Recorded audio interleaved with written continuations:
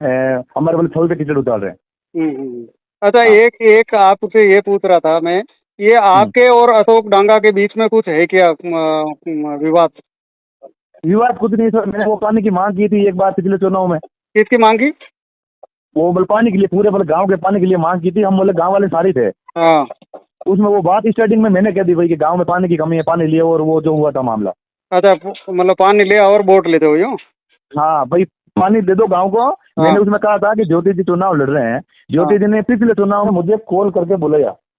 ठीक है। पूछाराम जी, एक गांव से बोले, हाँ। उन्होंने मुझे कॉल किया कि साहब आपको बुला रहे हैं। मैंने कहा हाँ। साहब काम कि साहब आपसे मिलना चाहते हैं।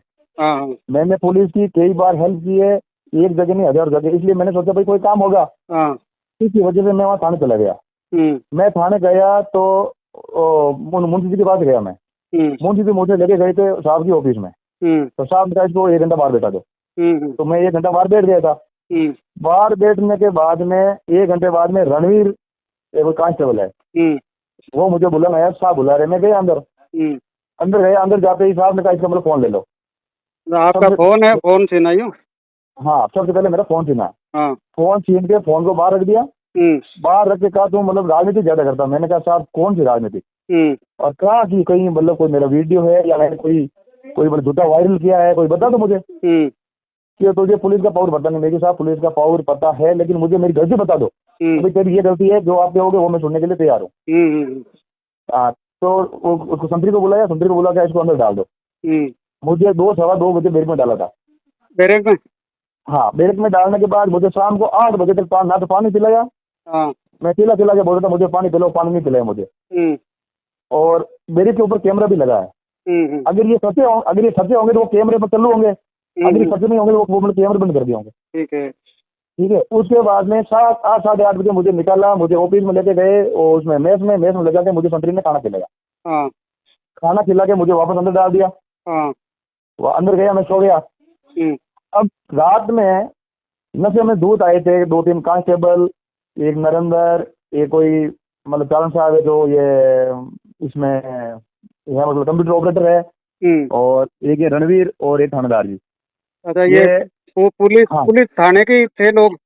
8 थाने के लोग थे। ठीक है। सवा सवा 10 बजे संतरी आया और कहा खड़ा हो जा। मैं खड़ा हो गया अंदर। उन्होंने गेट खोला, कहा बाहर आ जा। मैं बाहर आया। हम्म। मैं जैसे कपड़े पहनने लगा तो कपड़ा मत पहन, ऐसे ही चल। हम्म। अंडरवेयर में मुझे उसमें थानेदार जी के ऑफिस में लेके गए। हम्म।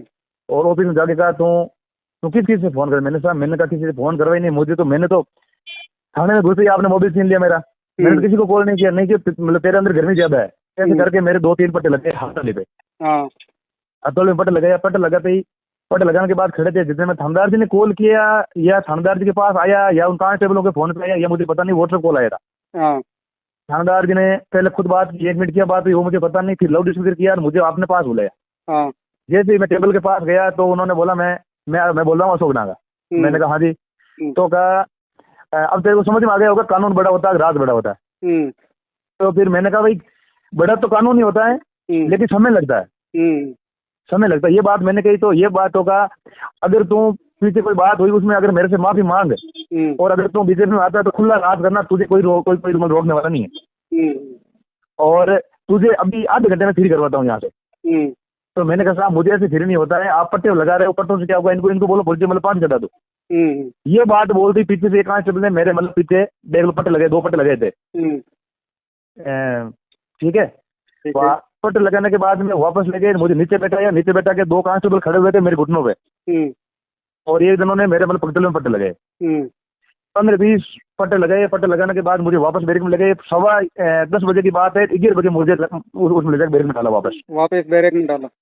हाँ। हाँ। बैरक में मैं रात में सो गया। हाँ। जब मैं सुबह उठा तो उसमें लगभग 9 बजे मतलब साहब आए थे बाहर।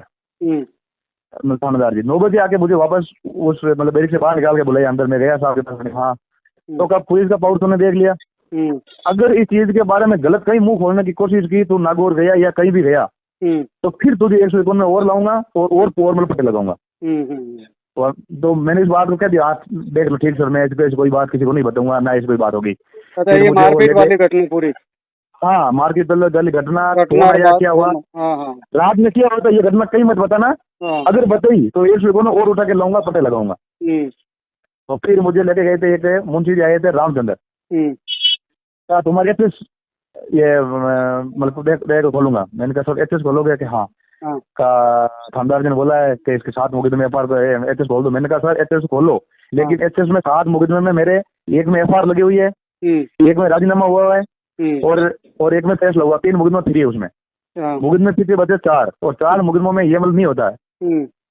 तो क्या तू मुझे कानून सिखा रहा है? मैं कानून नहीं सिखा रहा सर, मैं आपको बात बता रहा हूँ। आपकी इतना मैं थाने में आपके कब्जे में हूँ, जैसे आप कराओगे उसे करना पड़ेगा मुझे। तो अंदर लेके गए, मेरी फाइल तैयार की, फिर मुझे वो फ्यूचर लेके गए, एसडीएम ऑफिस पेश किया, जमानत हो गई। फिर मेरे साथ ये मेरे गांव के मेरे चाचा मेरे भाई वहाँ आए हुए थे, मैंने किसी को कोई भी बात नहीं बताई। हम वहां से निकले, मैं लगभग ये भदौर से आगे निकला, मेरे शरीर में घबराहट हुई, उल्टी होने लगी मुझे। वो क्या रात को पानी नहीं पिलाए ना, उसकी वजह से मुझे उल्टी होने लगी। तो वो लोग मुझे हॉस्पिटल लेके गए थे। हॉस्पिटल लेके गए थे तो जो इंजेक्शन लगाते वक्त उनको मतलब देख लो पीछे लगी चोटें दिख गई थी मेरे भाई को और चाचा को। तो वो देख और मतलब क्या हुआ, तो तेरे साथ मार भी हुई क्या? मैंने कहा नहीं हुआ है, जो भी बात है बता। फिर ये उन्होंने वो कमीज वो पूरा ऊपर करके देखा, तूने पट्टे लगे, तूने ये बात बताई नहीं। फिर ये सब बात हो गई कुछ, फिर मुझे वो आंखों में पानी आने लगे यार। फिर वो हो गया। उसके बाद मैं यहाँ असावरी हॉस्पिटल से ट्रीटमेंट लिया, मेरा उपचार करवाया। फिर मैं कल आईजी ऑफिस गया, आईजी से मिला। आईजी साहब को मैंने मेरे जो इसके बारे में थाना मुकदमा दर्ज करवाया, मैं वो मतलब देख लो परिवार लेकर आया मेरा वहाँ। ये बात हुई।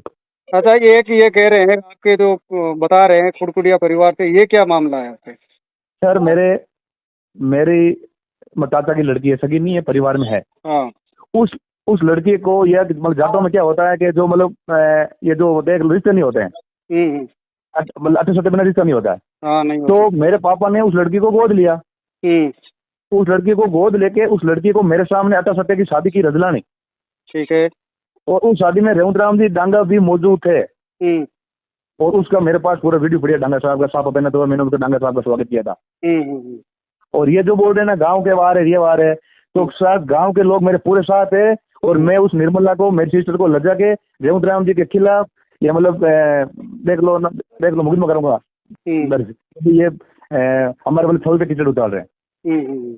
अच्छा, एक आपसे ये पूछ रहा था मैं, ये आपके और अशोक डांगा के बीच में कुछ है क्या विवाद? कुछ नहीं सर, मैंने वो पानी की मांग की थी एक बार पिछले चुनाव में। किसकी मांग की? वो मतलब पानी के लिए, पूरे मतलब गांव के पानी के लिए मांग की थी। हम मतलब गांव वाले सारे थे। उसमें वो बात स्टार्टिंग में मैंने कह दी भाई कि गांव में पानी की कमी है, पानी लिए, और वो जो हुआ था मामला। अच्छा, मतलब पानी लिया और वोट लेते हो यूं? हाँ भाई, पानी दे दो गांव को। मैंने उसमें कहा था कि ज्योति जी चुनाव लड़ रहे हैं, ज्योति जी ने पिछले चुनाव में यहाँ कहा था कि असावरी गांव को पीने के लिए पानी की कमी है, मैं 20 लाख रुपए दे दूंगी, चाहे चुनाव जीतो चाहे मत जीतो। उसके बाद 5 साल निकल गए, हम तेरे मरे, नहीं हुआ, क्या हुआ छोड़ो। अब आपका राज है, अगर दवा में ट्यूबवेल खुदी हुई है, सामान पड़ा है, दवा से असावरी पानी की पाइपलाइन आई हुई है, उस ट्यूबवेल में पानी नहीं, आप अगर नहीं दो वोट करा के 10 दिनों में अगर गांव में पानी भेज दे तो पूरा गांव आपको वोट दे देंगे। तो रेवंत राम जी ने आगे कहा कि वो हनुमान देने वाले मैंने बनाया, हनुमान से ले लो पानी। फिर वो पूरा गांव उठते थे, ये मामला होता वो इनकी मेरे ऊपर आंख है। अच्छा, ये भी बात है। तो हाँ, तो उस चीज के बारे में माफी मांगने के लिए उन्होंने बोला कि उस चीज में माफी मांग ले और हमारे साथ आ जाए, तो कुछ भी करना तुझे पूरी छूट है, आरएलपी छोड़ दे। अच्छा, आरएलपी छोड़ के बीजेपी में आ जाओ यूं? हाँ, आ जाओ।